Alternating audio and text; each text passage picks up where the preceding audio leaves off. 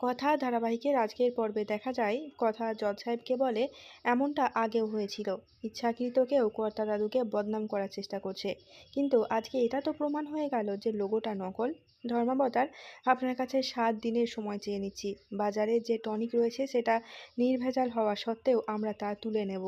7 দিনের মধ্যে এর থেকেও ভালো গুণাগুণ সম্পন্ন টনিক আমরা বাজারে নিয়ে আসব। আর যে দৃষ্টিহীন মানুষগুলো রয়েছে তাদের দৃষ্টি ফেরানোর ও চিকিৎসার দায়িত্ব আমরা নিলাম। এবার কথা প্রিয়াকে বলে এটাই তোমার সুযোগ। বিপক্ষের উকিল ঘাবড়ে গেছে, ওনাকে চেপে ধরো, তাহলেই তুমি জিতে যাবে।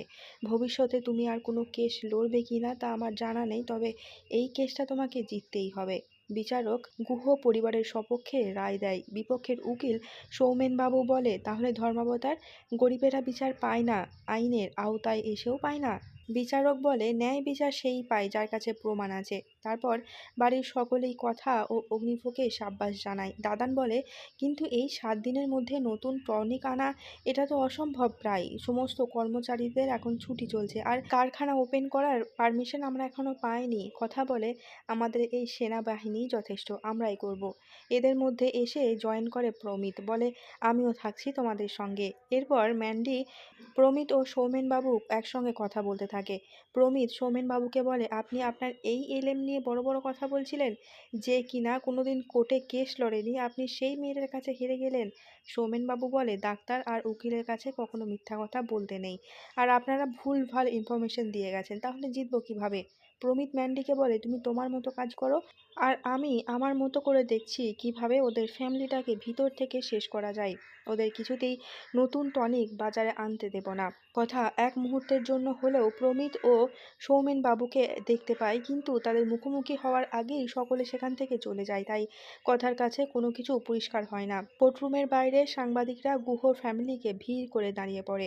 শশীভূষণ গুহ বলে, আমি বেশি কিছু বলতে চাই না, তবে এটাই বলবো, প্রত্যেক ঘরে ঘরে যেন কথা মায়ের মতো নাতবউ থাকে। আর আমার এইসব নাতি নাতনিকে তো দেখছেনই, ওরা আজও আমার সঙ্গে আছে, আশা করি ভবিষ্যতেও থাকবে।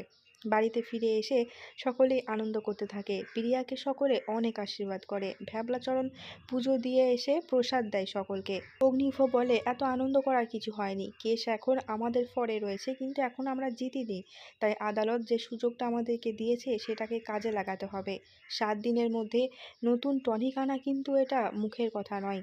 সকলেই এবার কথাকে জিজ্ঞাসা করে যে তার কোনো প্ল্যান রয়েছে কিনা, কারণ কারখানা তো বন্ধ, তারা ল্যাব কোথায় পাবে যে টনিক তৈরি করবে? কথা বলে, আমাদের দুটো জায়গা লাগবে, একটা বাইরে যেটা সকলেই জানবে যে ওখানে আমাদের টনিক তৈরি করা হচ্ছে, শত্রুপক্ষ চাইলে সেখানে আক্রমণ করবে, কিন্তু আমাদের গুপ্ত ল্যাবের জায়গা হচ্ছে এই গুহ ফ্যামিলি, এখানেই আমরা তৈরি করব আমাদের নতুন টনিক। গুহ ফ্যামিলির সকলে নতুন একটা মিশনে নেমে পড়ে। হেরে গিয়ে এদিকে ক্ষেপে ওঠে প্রমিত। ম্যান্ডি এসে তাকে শান্ত করার চেষ্টা করলে প্রমিত রেগে গিয়ে বলে, আমি আমার কেরিয়ার, সাকসেস সব কিছু ছেড়ে এখানে এসেছি শুধুমাত্র বাবা ও দাদার রিভেঞ্জ নেব বলে। অঙ্কিতকে বুঝিয়ে বলে যে আমাদের বাড়িতে যে একটা ল্যাবের ব্যবস্থা করা হচ্ছে সেটা যেন কোনোভাবেই বাইরের কেউ টের না পায়, কাজটা খুবই সাবধানে করতে হবে। এখন অঙ্কিত যাচ্ছে যে ল্যাবের রিক্রুটমেন্টগুলো জোগাড় করতে। এখানে প্রমিত ম্যান্ডিকে জিজ্ঞাসা করে, তোমার কি মনে হয় ওরা টনিকের কাজ কোথায় করতে পারে? ম্যান্ডি বলে, ওরা পুলিশ প্রোটেকশন নেবে প্রত্যয়ের কাছ থেকে, আর অঙ্কিতের ল্যাবের সঙ্গে ওদের ভালো যোগাযোগ আছে, কাজ ওরা ওখানেই করতে পারে। আগামী পর্বে দেখা যায় ছদ্মবেশে ওই ল্যাবে গিয়ে ধরা পড়তে পড়তে বেঁচে যায় ম্যান্ডি। কথাদের কাছে খবর চলে আসে যে ওই ল্যাবে কেউ একটা এসেছিল চুপি চুপি। সেখানে গিয়ে তারা কথা বলে। ওখানকার লোকেরা জানায় যে হ্যাঁ, আমরা ধরতে পারিনি, তবে কেউ একটা রাত্রিতে ছদ্মবেশে এসেছিল, সেটা সিসিটিভি ক্যামেরা চেক করলেই বোঝা যাবে। আর এখানেই শেষ হয় আজকের পর্বটি। যদি এমনই বিভিন্ন ধারাবাহিকের আপডেট সবার আগে জানতে চান তাহলে চ্যানেলটিকে সাবস্ক্রাইব করে সঙ্গে থাকবেন। দেখা হচ্ছে খুব শীঘ্র নতুন কোনো একটা ভিডিওর সঙ্গে।